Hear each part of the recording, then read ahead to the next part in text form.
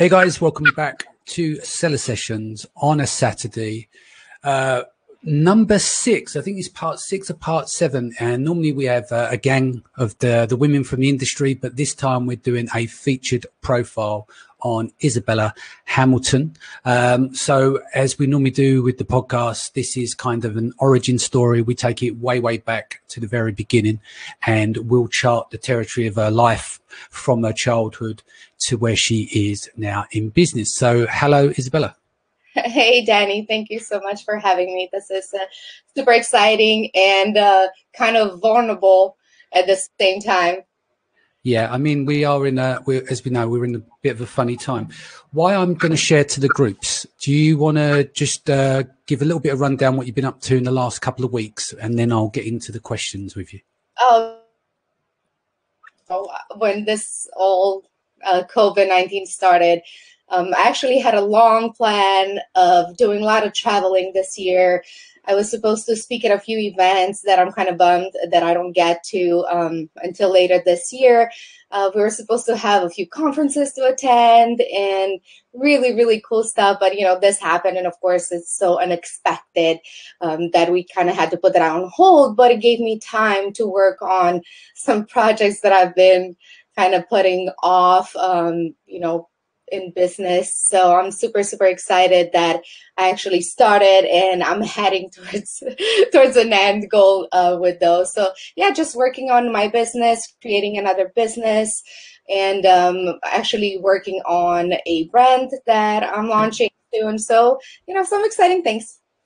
Excellent. That's great. Okay, so let's get into some of the questions. So you're originally from Romania, right? And you now reside in San Diego. Do you want to take it way back? Tell me what, from your point of view, what is the main thing that your parents basically instilled in you as a kid? I'm very fortunate to have been, brought up by my mom and my dad together in Romania, even though it was, pretty tough times back then. But I think I learned a lot of my business acumen skills from my dad because he was always a go-getter, and just watching him, move about the day and always doing some type of business deals really made me curious. And I remember he had this construction company in Romania, and he would come home and he would have me help him create the business plan and actually invoice his clients, which were like a big Italian firm back then. And I remember he was putting all these zeros on the paper, and I was like, oh my God, that's so much money. I want that. And I was like, Dad, why don't you just add an extra zero? He's like, it's not that simple. You don't just add an extra zero. I was like, but it's just numbers, right? So of course that was like my little brain, but I remember being small and wanting that excitement of business. And it's definitely for my dad, for sure. Excellent. And take me back to your earliest entrepreneurial memory, like your first job. Oh, okay. So this is actually one of the reasons I moved to US. So once I finished high school, I applied to go to college, and it was extremely hard to get into a college that was paid for you. So I guess here in US, it would be like a sponsored scholarship, right? So for that, you really had to be like the best student in school. And it's not that I wasn't, but I also like to skip school a lot. And, I kind of cruised in school, and I was more of a free spirit, even though some subjects that I really love, like math, I loved it.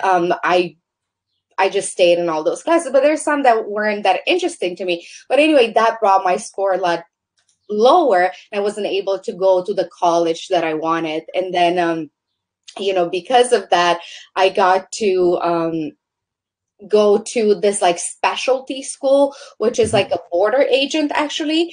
So I finished that school for this profession, and then actually got a job in my city, which was a big deal because being a custom border agent, it's like a huge deal. Like you get paid really well, but then you get a lot of bonuses and a lot of gifts from your clients because they want you. This is Romania, okay? Like they want you to push, their papers first or this, and they don't say it, but it's kind of like understood. They create these relationships with the agents. But anyway, so that was a good job, but everything else, like if you were to apply to any job or any type of business, it was very hard to get a job if people didn't know you, if people didn't know who your parents are. So this is one of the things I hated in Romania. Like if I went to a job interview and I was very young, I was, 17, 18, and I wanted my own money. And, they would always ask like, who are your parents? Yep. And I hated that. It's like, why do you care who my parents are? Don't you care about me and how I'm going to perform in this position? And they never cared about that. So that's when I kind of started like really, really wanting to leave Romania and building something for myself where people don't ask me who my parents are, but they would ask me who I am and what I can do and provide for them. So that's how I first started that was like my real first job. But I've always tried to like do little different gigs, but there wasn't many options. Like nobody really had good jobs then. And there wasn't, you didn't have Amazon back then. You didn't internet was just introduced to us, and you really didn't have any options. And I didn't want to stay there and live this mediocre average life. And I'm not saying that those who are back there are doing that right now. It's just for me wasn't the right fit. I didn't feel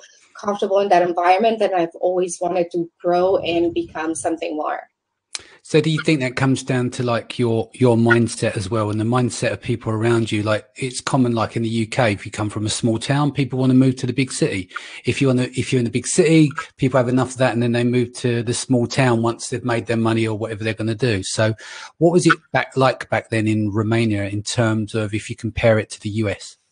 Well, I'm definitely not keen of like small places, and my city where I'm from, it's very small. It's a city, but it's very small. And I know what you're talking about when people want to move from the village. Like they would move from the village to the city and they'll feel cool, like, okay, now I live in the city.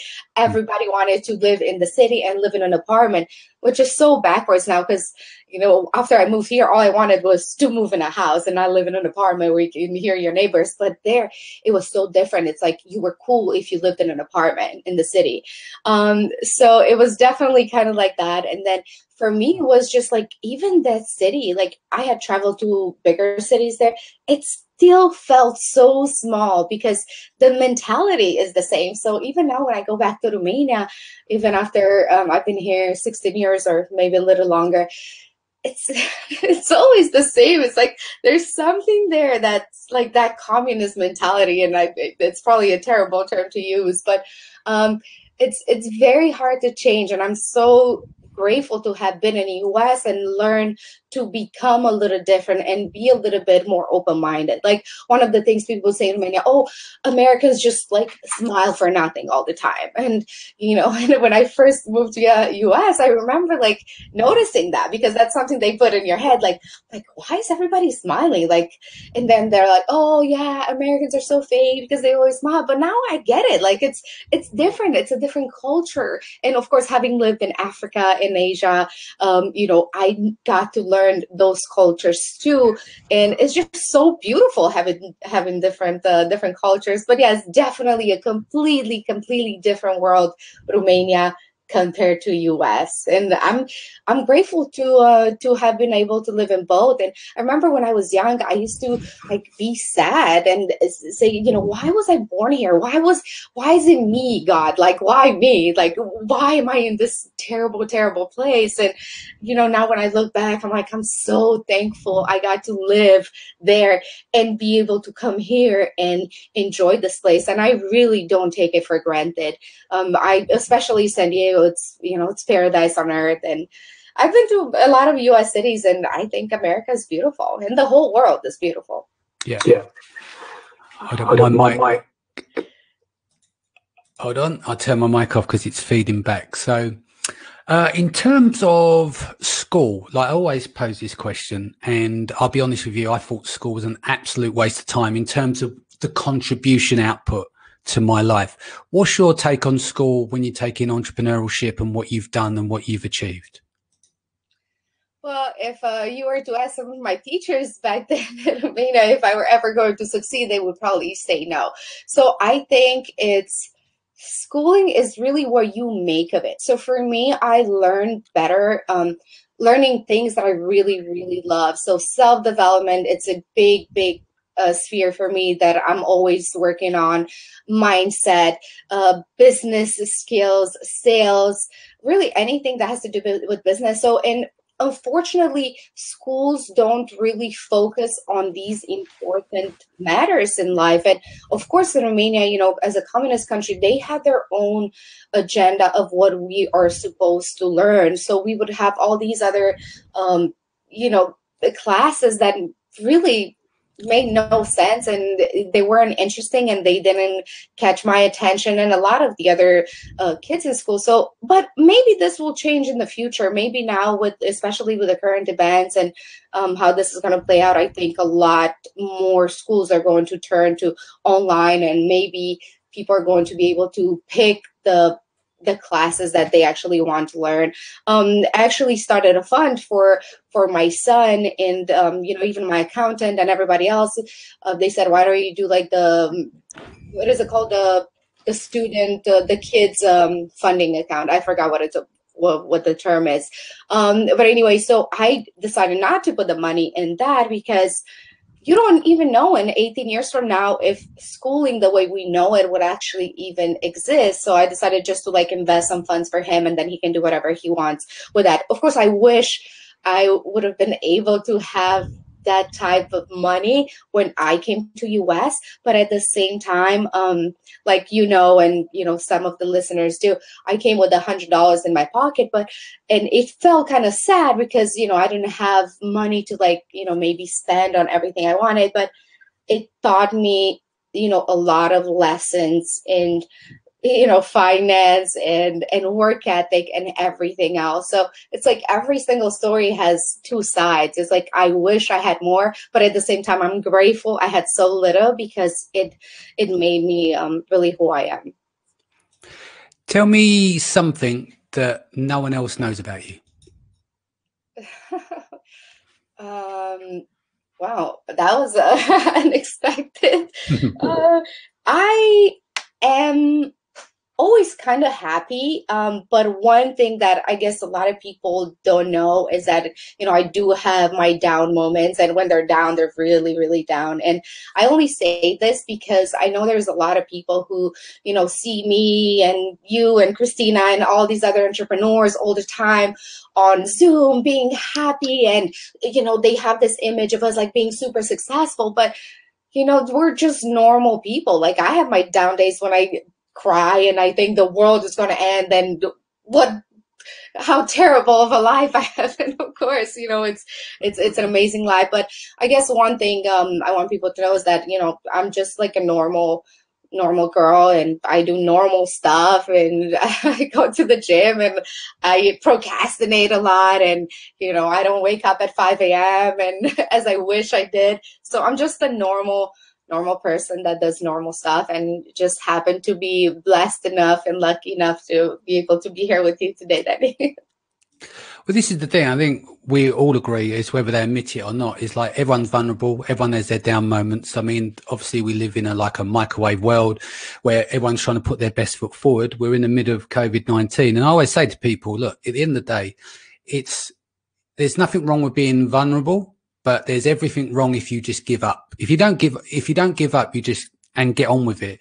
You're going to have your up days and your down days. These work in terms of cycles. So I believe in cycles of momentum. And if you're an entrepreneur, it goes up and down. It's never a straight line. It zigzags everywhere.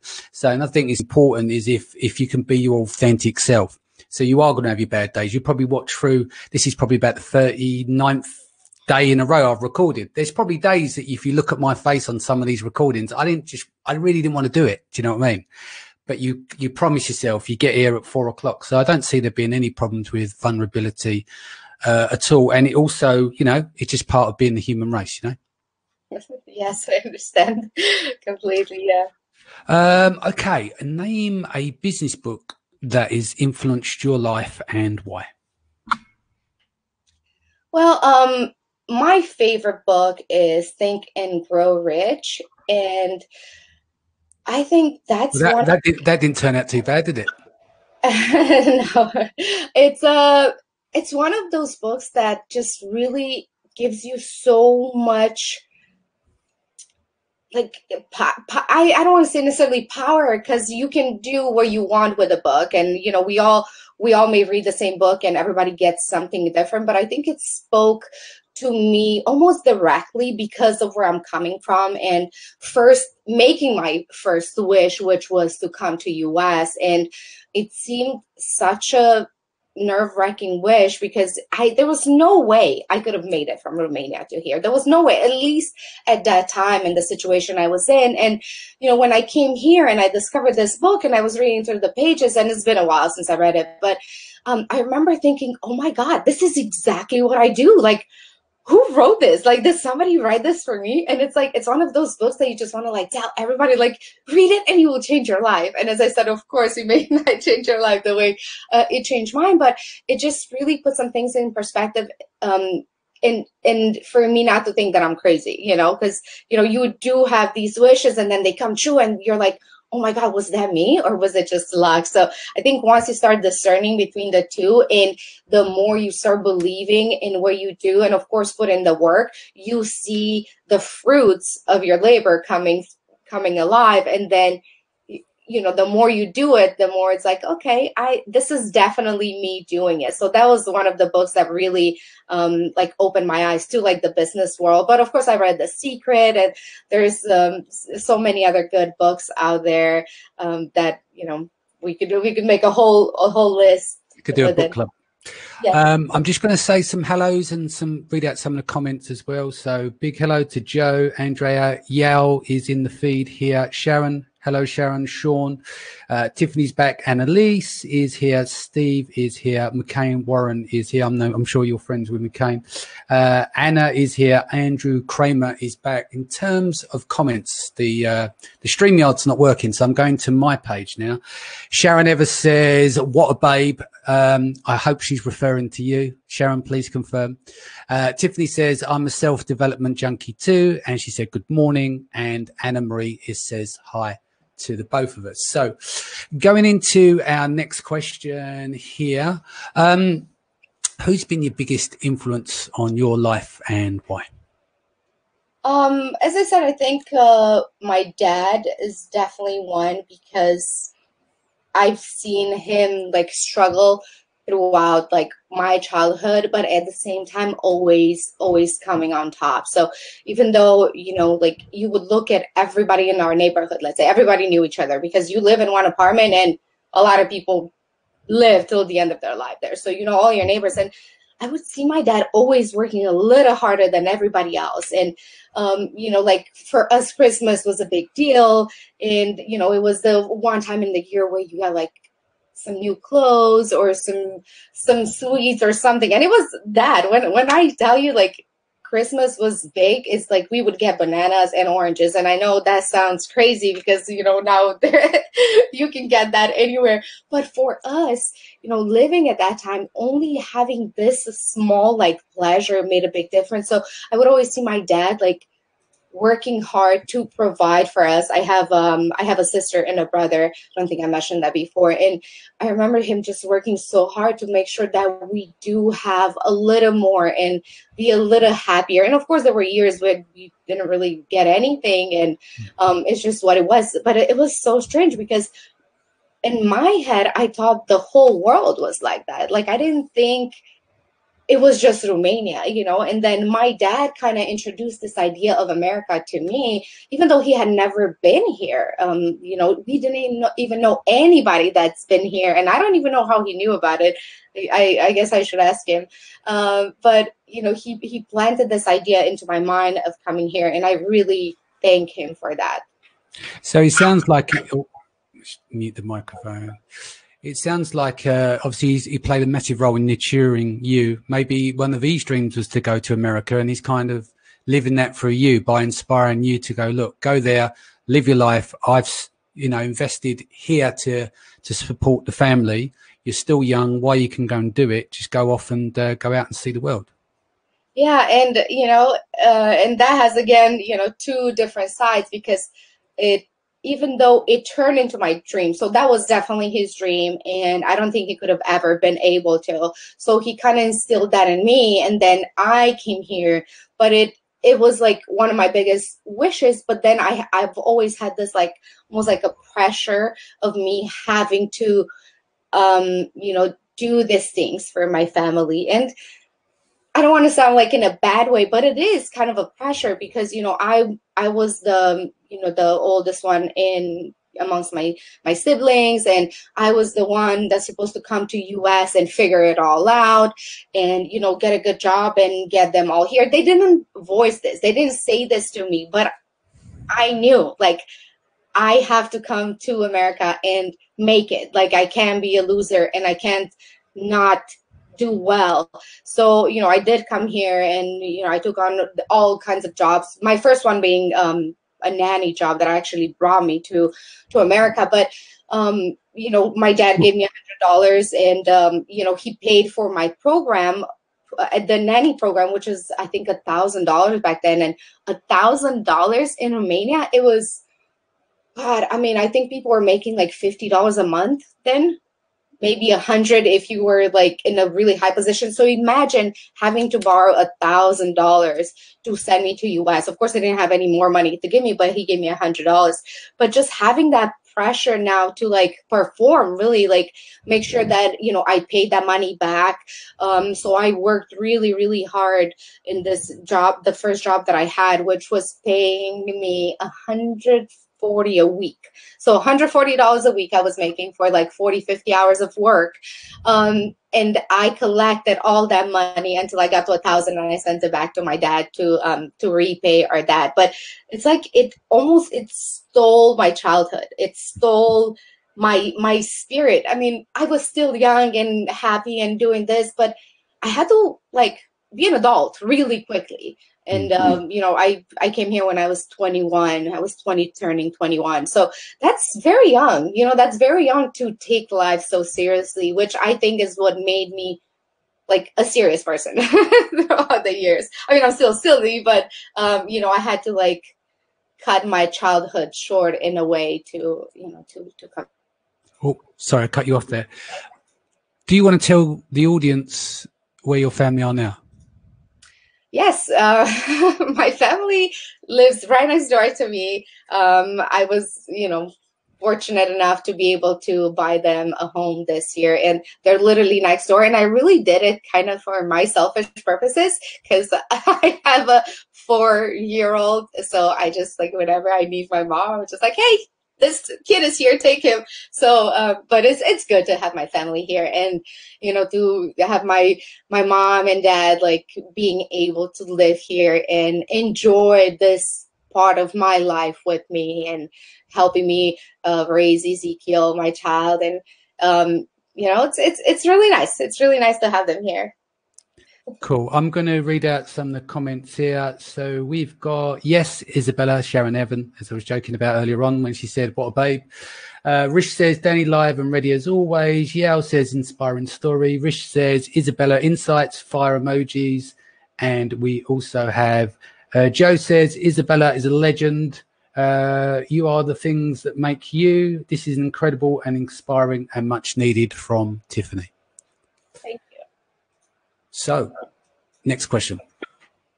What is something that you believe in that goes against the grain, but it's what most other people wouldn't necessarily agree with? So I read it again. What one thing you believe in that goes against the grain for most people? So it's the opposite of their perceptions. Well, I am a big believer that all your dreams can come true. Surprise. Yeah.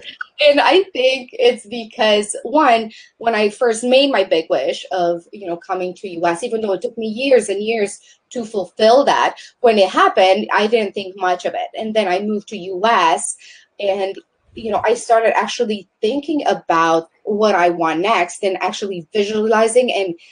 And every time one of my goals came true, I started to realize there's something there more than just coincidence. So I realized that every time like you make a goal or a wish, like the whole universe conspires to help you. And it sounds a little a little cuckoo, but it's very true in my life. And actually I've met a lot more people that tend to agree with me. So that's why, when you said it goes against the grain, I don't think a lot of people are open to this idea of being able to take charge of your own life. And I'm a big believer that, your thoughts really create your reality. And that's why, when I try to catch myself when I say things like, oh, I'm fat, or I'm not smart enough, or I'm ugly, or this, we all have our own things that we tell ourselves. And sometimes I just let the thoughts run and I cry and I go with it because it's fun and our ego loves that. Like seriously, our ego loves to live in misery. But for the most part, I'm pretty positive, and I try to catch myself saying things like that are not in my core, because I know I am in control of my life. I am in control of my outcome. If I could come from Romania, a place where it's so hard to get out of at that time, and I was able to move here and create a successful business and have wonderful family and friends. It really is possible for anybody to create that. So for me, it's like make a goal and make a plan, and then if you visualize the end, it's going to happen for you. And visualize it in such a way like you actually feel it happening right now, because we're always thinking our happiness is somewhere far away. So you're going to say, I'm going to be happy when I have $1 million in my bank account. If you can start being happy now as you would for that $1 million, that is what's going to spark like this energy and the universe coming together around to make that happen for you. But it's not the other way around. So it's not you being happy when you have that money. It's you being happy now, which will start that process of you getting to that point. Couldn't agree more. I visualize absolutely everything. I see the end goal like that whenever I do a project, a launch, or anything, I clearly see every little detail. I map out in my head. People think about dreams and stuff like that, but you can convert that into visualization. I was actually sitting down because we covered this on the show a couple of weeks ago. We were talking about business visualization, and I have a crystal picture of absolutely everything that I want to achieve. And then I look at when the day comes to see how much of that information actually rolls out. And it's very eerie when you watch it unpacked what's in your head. Athletes use that. Other people in business use that. And I think it's woefully underestimated what you can achieve. And like we said, that self-chatter, it can be very damaging. You can replace that with positive affirmations and stuff like that. So 100% agree with you on that. I love that. I love that you do that. And it's a wonderful feeling. And you're right. It's eerie. Like you said, that's the perfect word for it, because sometimes like I remember like when I was in Romania, I would picture Danny, the house that I was going to live in. And I remember, I had pictured like a really big, like white house, and going in the stairs and going into this room that had bunk beds. And years after, I got to live with this one friend who actually took me in after I finished my nanny program. And I remember walking into her house and seeing this house I had pictured in Romania. And it was just like, oh my God, is this really happening? It was exactly as I pictured, like to the details. So the more detailed like your dreams are, and write it down as much as you can, because you will go back later and look at it and say, holy cow, this is exactly how I pictured it. And I do this a lot, like before I have big events or a speech or something. Like I visualize myself doing it, and I visualize the outcome, and even to what I'm wearing at that time, what are people saying to me. And this is insane, you guys. This is literally like I would have this, like it's almost like psychic stuff, okay? And I'm not psychic in any way. But I remember like, after like my first speech, and I visualized like people walking up to me and saying these things to me. And then after my speech, like people came to me and said those words to me. And I'm like, oh my God, this is amazing. It just reminds you of how much power you have. And it's even with like little things, it matters, makes a difference. Yeah, I think the most important part of that is the little things. I was speaking to someone the other day and they said, well, how do you visualize stuff? So I said, okay, give me an example. And they said, they mentioned the product. So I went, okay, this is what you've got to visualize. You've got to sit there and you've got to, in your head, you want to put in the search term on Amazon. The search pages come up. There's an image of your product. You click through to that image. That's the visualization. That's the end stage, right? Maybe you've clicked on the PPC ad. You go through. You then look through all your lifestyle images, the annotation images. Then you see the buy box. You scroll down. You see your description. You see your bullet points. And I said, you need to visualize all of those aspects, not just the global thing, but that's how you piece it together. And then once you visualize that, that's the end goal, because it's arrived on Amazon and everything else. You can actually visualize Seller Central. I wouldn't advise it because it's probably the ugliest interface that you've ever seen. But you know my point of where we're coming from.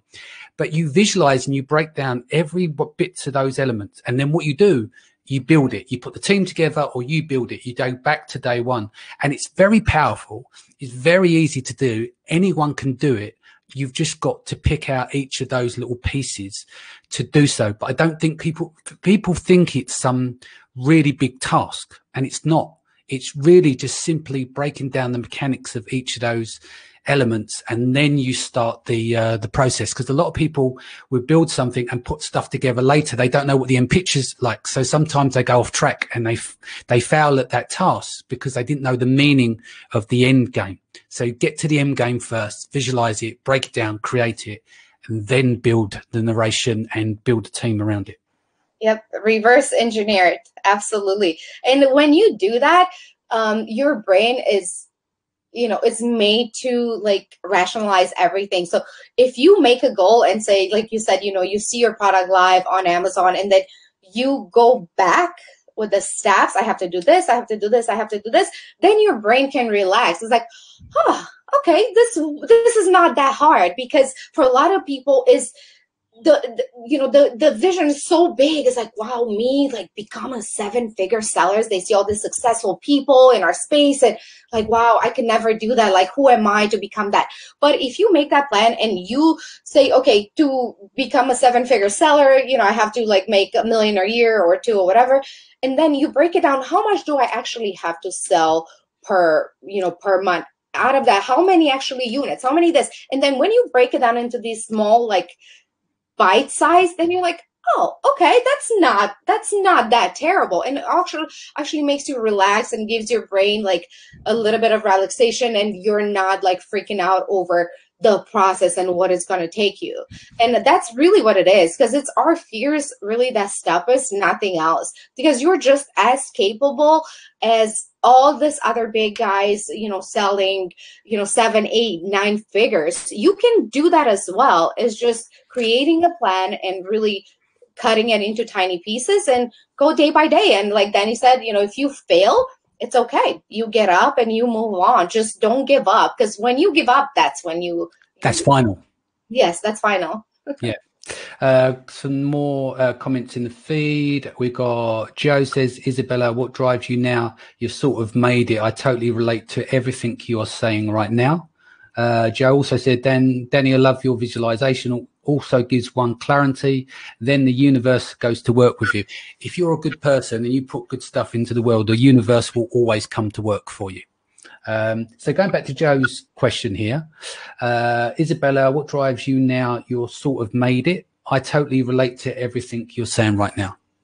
So that's a very good question, because if you don't continue having your why once you made it, you're kind of just cruising. And I tend to do that a lot, because in a sense, I did make it. I am able to provide for my family and, take a nice vacation when I want, or, have a purse if I want, the cutest purse that I want. But you have to have a bigger why for you to keep driving, because at one point it's not about the money anymore. Because a lot of people think it's the money. You think, okay, I'm going to make it. I'm going to make, 50,000 a month or 100,000. And then you get to that point and it's like, okay, what now? Like, what are we? Yeah. Yeah. I think people confuse the journey, like the thing I think that makes people happy is progress, having meaning, having a mission, and having progress. Because I think when people say I'm poor, and I come from poor beginnings, and you go, I want to win the lottery, they think that solves your problems. Money will solve your money problems. It doesn't fix anything else. You know, you might be able to buy a few more things. That's it. There's no guarantee of making it happy. You've seen people suddenly come into money, don't know how to manage finances. They don't have financial intelligence to do so because they've not been trained. And then they're miserable and they just get rid of the money. This is why you get athletes burn through their cash in 6 years. This is why you get lottery winners burn through their cash in 18 months. And I think ultimately it comes down to the journey. Never suffer through perfection. At the end of the day, you know, progress trumps perfection as well. So you've got to find things. And I think you found your foot in what makes you happy. You know, like you said, you have your down moments, but unless you've got a goal and your mission, then I think it's very difficult to be happy on that process, isn't it? You just got to keep searching. Yeah. And for me at this point is I'd like to inspire as many people as possible to start your journey into, you know, whether it's business or whatever it is that you want. Maybe you want to become a painter or you want to write a book. You always have to have that drive for yourself. So as I said, for me right now, what drives me is, you know, getting myself out there more and show other people that is possible. And you know, I don't want to like keep overusing that, you know, if I could do it, you can too, because I am aware that we're all very different and we all come from different backgrounds. But just to see, because I know a lot of people inspire me too. You know, there's a lot of, you know, people out there like Tony Robbins and Sarah Blakely, and, you know, there's so many to name, but I look at them and I know for them it's not about the money anymore. They already made all the money they could spend in their lifetime and their kids' lifetime. So it's finding that inspiration and drive that you can show people that, and hopefully you can help them, whether it's with a nice word or encouragement or it gets to the point where you want to do that because it's innate within us. Like we want this. In the end, we're all like, our human DNA is we want to help others, is what makes us happy more than really anything. Yeah, I agree. Switching up slightly, we talked about being an entrepreneur. We all have to suffer this at some point. Tell me your darkest hour just before dawn. Is that saying, you know, when you hit that rough patch, what's one of the toughest moments of your working career? Well, I had a lot of tough moments. You know, once I moved to US, well, my toughest one was moving here with no English. It's like, okay, how are you going to talk to people? And so that was very tough, like being able to communicate. Like we don't realize, because so many people speak English around the world, it's very hard to make yourself understood when you don't speak that language. So I think it started with that. And, you know, I was able quickly to adapt to that and actually learn some Spanish on the way too. But that was tough. But what's really tough for me was working for people that had no drive. Like just when you're in that job and you just see like those people like have no soul in it, and it's like I'm very, very sensitive to energies and moods and all that. So I think for me, just seeing people that have no passion, it almost, because you are who you surround yourself with. So me surrounding sometimes myself with this kind of environment made me have those bad moments like, oh my God, is this it? Will I ever be able to make it? But you know, with the business that I'm in right now, it was quite tough in the beginning. I mean, I've been doing this for close to 5 years, and only in the past, I would say less than 3 years is when I actually, you know, made, you know, a nice profit. But before that, I worked, you know, days and days, and I would wake up at 7 a.m. and go to sleep at 12 or 1, and I would barely ever see any money from that. Like sometimes I'll make like $20 or make no money at all. So those are the defining moments in people's lives, because I put in so much work, almost like 2 years continuously without really seeing anything, really anything. And, my family would say, what do you keep doing online all day? What do you keep doing on a computer? And it's hard to explain. And also I'm like, leave me alone. I'm working. Like, I don't have time to answer nonsense questions. But that was tough, being in a business and not seeing money coming in. And I think that's when a lot of entrepreneurs quit. But of course, some of the resilient ones, they make it and that's when they succeed. But I can see why somebody would want to give up, because it's so hard getting up every single day, working and not knowing that you'll ever make it. I mean, I didn't know I was going to make it. Like, I just kept doing it because of, the results my clients had, and it just made me feel good. And, it's all of this together, but I think that is one of the hardest things in business. Working and not seeing a result, and keep being consistent is so important, because one day it will pay off. It will pay off. That makes sense. Sorry, the mic's feeding back there. Tell me when you first discovered Amazon FBA. I know we kind of started to unpack here with the business and stuff, but tell me that first experience when the light went off in your head, that you knew that, hold on, there's a whole world out here that I didn't realize that existed. Yeah. So I was like a lot of non-Amazon people were, I just thought, Amazon just is this just big company that they sell stuff. I didn't know there's such a thing as third-party sellers. I really thought that Amazon is the only one that controls everything, and they have all these amazing thousands and thousands of products, and they sell them. So I discovered this, actually. I was living in Africa at the moment. I worked for the government at the U.S. Embassy in Rwanda, actually, and I remember the only thing we could order from America, which, trust me, if you live in a third world country and you're used to the American life, you want stuff from America. Doesn't matter what it is. You want books, you want goldfish, you want stuff, you want peanut butter, you want stuff that they don't have. So Amazon was the only company that was able to ship anything you order to Rwanda. So like I try to order stuff from like Walmart or Nordstrom or whatever, and they couldn't ship it. So I started looking more into it, and I said, also I was super bored. But for the most part, I said, let me see what makes this company so much different. And then when I started looking into it, I learned about what third-party sellers are, and how people do things, how you get to like ship stuff from like other countries, but from like China and other places. But it was very minimal information that I had, and it was just for my curiosity, so to say. And just by learning every day about it, just a little more and a little more, I started talking about it with friends. And I had a friend that was in Europe, and he said, my dad has this like amazing company. He was creating light bulbs.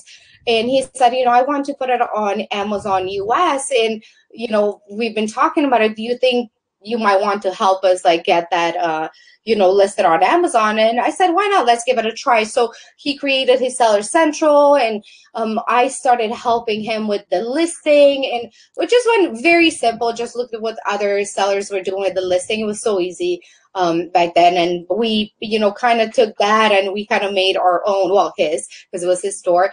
And then we started, we did the listing, he did the photos, both very, very simple and quite ugly from what I recall. But he started selling. And then he said, do you think you have some friends that might want to like test these products, because we want to make sure that when they get to the Amazon warehouse that they're in good shape. And, and I said, of course. So I contacted some of my friends here in US and had them purchase these light bulbs, and for them to see, how they work and all that. And that's how it kind of started. And we noticed that by people like ordering these products, like their ranking spiked up really, really high. And of course, the competition wasn't as high back then. So we only had to have maybe like under 10 people, I think, order. And his store took off. And he's been killing it ever since. We talk sometimes. but yeah, so that prompted, he said, well, I have a friend, do you think can help him do that? And then that's really how it started. It literally started with like one person, and then that person recommended me to another, and then another, and then another, and then another. And I think I told you before, I've never actually had to like market Rhinewell really anywhere, because we got to the point that, all the referrals are coming in, that it keeps us into a steady like business position. But yeah, so Africa was my first encounter with Amazon, and I'm so thankful, because it's like all these moments in your life lead you to this. So for me, when I pictured success back in Romania, I didn't think it was going to be with Amazon, this company that wasn't even like, doing anything at that time. But you see, once you create that vision in your head, like you have at least the basic, like, I want to be something. I want to do something. Like, what is it? What does that mean? Like, I want to help people. When I help people, I want to also profit from helping people. So there's different, even if you have the small rules set up, the universe will work with you to get you there. So for me, I didn't even know I was going to live in Africa. Like, what? Like, why? And then, to be there and learn about this awesome opportunity, and then actually going with it and working all these years almost for free to get to this point. And I know this is not the end for me. No, it's I love Amazon, and it's really great.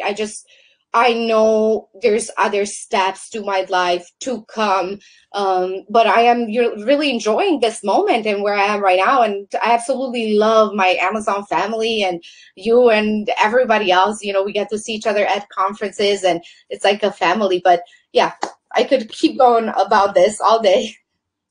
So we've kind of covered Africa. Let's chart the rank bell thing now. Let's talk about from Africa, the discovery, and up to current day. So just walk us through the changes and the development of the business, and you growing and where you are now.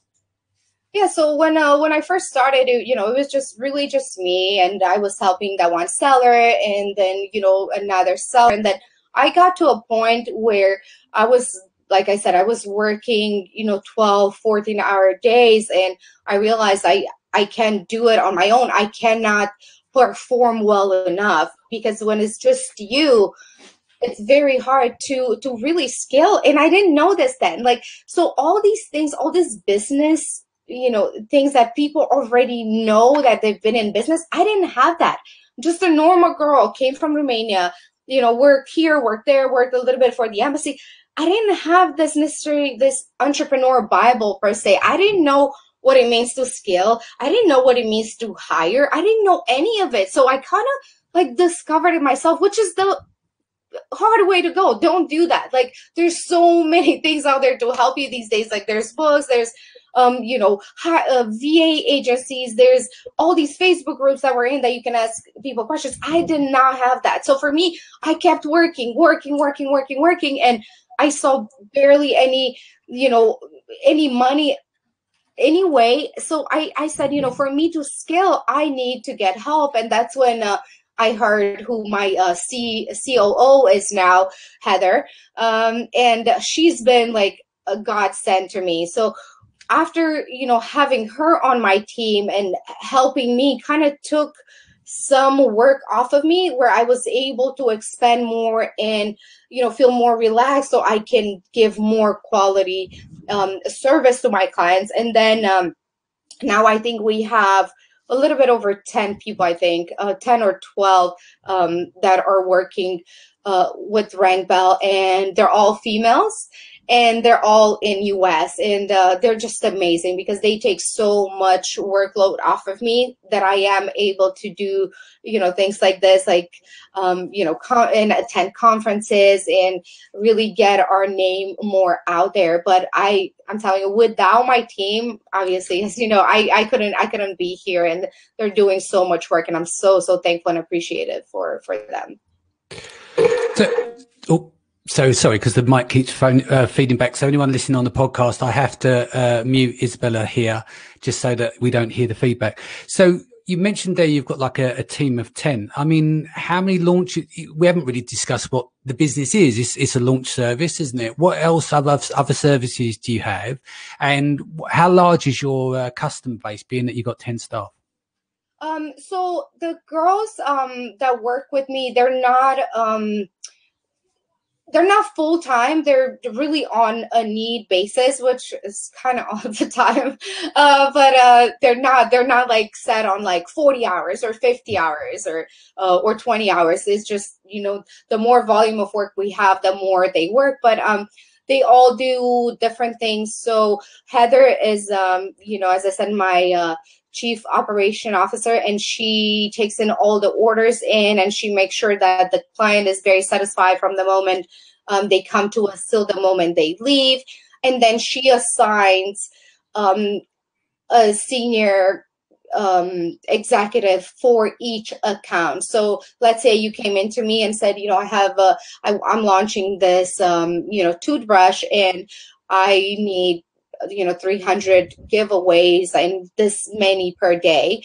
And Heather will assign your executive assistant to your account, and she will take over. And Heather will work with her to make sure that everything is followed through directly. So we have 10 girls because we have a lot of accounts and a lot of sellers coming in all the time. So we have our old ones that have been with us for years that do a certain amount of giveaways per month, and then we have new ones coming in. So we need to make sure that we have enough staff at all times to help our clients. And then we have a few other girls who help us on when we need them, and those are what we call them recruiters, because we need new buyers in our community at all times because of the demand. So that's that's separate, and that's all they do. They bring us new buyers and they vet them, because we don't take in just anyone. Like, we're very careful who comes into our community and who orders these products, because our service is based on rebates. So we want to make sure that we don't use people who are what we call pro reviewers. So nobody that's in like rebate clubs or Amazon review groups. We don't want that. What we want in our buyer pool is those people who are just like me and you, regular shoppers on Amazon. Maybe it's a mom that has two kids and a newborn and is looking for things for kids. So we're always looking for people who actually buy these products and test them for real, not just not just to get a freebie or a discount. We actually need a real feedback from these buyers on the product, that and this is not a review, this is something they give to us that helps the seller make their product better in the long run. So where would you like to take the business in the next 2 to 3 years? I think I would like to help as many sellers as I can, and eventually when I'm ready to move on to bigger things, probably sell it, and to be able to do more of my passion, which I touched a bit before, which is inspiring people to create a business and to start on their professional path. And I'm hoping this is where it's going to be. But as I said, right now I'm enjoying this so much. I see the benefits of this service, and I think that's what makes me keep going, because it's such a feeling of accomplishment, because it's not, as I said, it's not only about the money anymore. It's seeing somebody that's like launching a product and they never thought they could make it, and now they make enough that they can provide for their family. I have a lot of successful sellers that are in Romania, and that makes me happy too, because I know where they're coming from, and I know how much harder they have to work than like an American seller living in America. They have to go through so many more hoops of opening an account, and probably the same for you, not living in US. And it's definitely much harder, but it's such a pleasure seeing them succeed and really do really, really well. And I have sellers really all around the world, and it just makes me happy, because sometimes they'll say, this really changed my life, and those are the moments that I live for, and it just feels nice. Well, Michelle Benton says, thanks for a great webinar. Izabela, such an inspirational story of your growth personally and professionally. Joe's asked, do you also sell on Amazon, or is it just that you run Rank Bill? I only run Rank Bell right now, but as I mentioned a little bit when we first started, I'm actually launching two brands, and it's kind of nerve-wracking because it's easier, of course, when it's not your brand to make these big decisions. And even though I know it always works out when it's yours, it's a little different. So it's not even the money that I'm going to invest, but it's like, can I really do it? You know, it's that mind, like, oh my God, will I succeed? Like, what if I fail? What if I fail? And then I'm gonna feel like a failure, and then everybody's gonna think I'm a failure because, you know, I have this service. This is my mind, you know, this is like going all the time. So it's definitely scary, but you know what? I'm ready to do it, and I'm excited to do it. And hopefully, you know, maybe in a year from now, Danny, you'll have me back and I'll tell you how the brands work. Yeah, we'll do part two. This is one of the things that I wanted to chart with when I do these in-depths, is to get people back 2 or 3 years later to finish off part of the story or the progress of the story. Let's talk networking. I mean, I know you know, and I talk about this all the time, the importance of building that network of people. What's your take on things? Oh my God, this could be a whole nother episode. So I'm such an extrovert. I actually take my energy from being around people. If I'm left alone for too long, then I start this like crazy talk. But yeah, networking is so important for me. You know, last year I met so many wonderful Amazon sellers and Amazon celebrities per se at these events, and it makes such a difference because every time you go to one of these events as a seller or as a service provider, you're going to meet people that can literally change your life and your direction of business. They may say something that you never even thought of.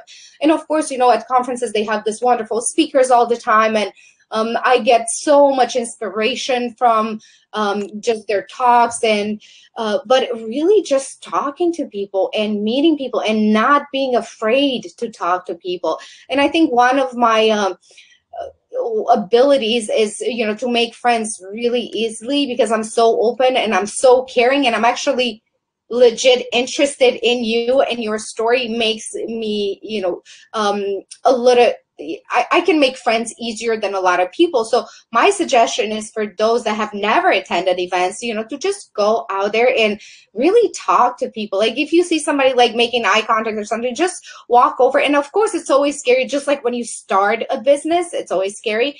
But, you know, you talk to people, and then you're going to be so happy that you did that, because you might find out things that, you know, it's going to benefit you in some way. And even if it doesn't, you know, maybe that person a year later will somehow show up in your life and, you know, create some type of magic. But I'm definitely a big fan of networking, and I cannot wait till we start networking again. Talk to me about paying it forward and giving back. Oh my God. So this is something I love to do, and I don't talk about it too much because it's one of those things I don't want to like give something and tell everybody, oh, look at me and what I did. But I think it's very important to pay forward, whether it is, and it's not always about the money, because a lot of people think when they hear that term, they think, oh, you know, give your money away or this, but you can pay it forward by, you know, being a good friend to somebody, being a good support for somebody, especially in these times now when we're all so closed off in our homes, and you know, we're all going through the same thing. Even the powerful people, even those who you think they will never break, we all have this. We're all going through this right now. We're all suffering. We're all going through the same thing. So reach out to somebody and, you know, say a few kind words. And, you know, if you can help financially, of course, that's always welcome. Or, you know, send a gift basket or something. I actually love gifting. You know, and I'm so thankful and so blessed to be able to afford to do this now. But, you know, I'll send like surprise little things to people here and there. And, you know, and it makes me happy. And again, it's almost selfish to say, because when you do all these good things, it's like, okay, you send something to somebody and they're very happy, but they got it. But what they don't know is like, that makes me even happier. It makes me happy that you're super happy. So, you know, pay it forward, and, you know, however you can. Like, if you learn something, even how to create a Seller Central, and somebody else doesn't know how to do that, if you teach them how to do that, you may have changed that person's life forever, because they may, you know, go on and, you know, sell their business for 8 figures. So never think that what you do is insignificant, because even the smallest thing, even a smile on your face it can change somebody's life. So that's, you know, paying it forward. How would you like to be remembered? Probably the way I see myself, like very, you know, happy person, always willing to help. I want to be remembered as, you know, somebody who came here, you know, who had nothing and was able to become successful and inspire thousands and thousands of people around the world to step into their power and into their greatness, because we all have it inside of us. And, you know, maybe it just takes me saying this to you for you to change your life. So that's how I want to be remembered. That was your in-depth, Izabela. That was great. Thank you very much. If people want to reach you, what's the best way they can reach out to you? Facebook is so easy, Izabela Hamilton. You know, I have my website, but, you know, just send a message, say hello. It's not always about the business and the service. And if you see me at events, come say hi, and I'll probably talk your ear off as I do right now. So expect that. But yeah, just really anytime. And, you know, don't think just because you see people, you know, doing Zooms or being on Helium podcast or something that somehow that makes us more special. I'm just a normal person, so come say hi to me. Sounds good. Izabela will be joining me again on Monday. A secret project we're launching. May the 4th be with you. Tomorrow I'll be back. Mindset Sunday with Leanne Hirschkorn. We'll be deconstructing Naval for the 2nd time. Please come and join us. Thank you so much, Izabela. Everyone stay home, stay safe, be lucky. Lots of love. Take care. Love you guys. Thank you.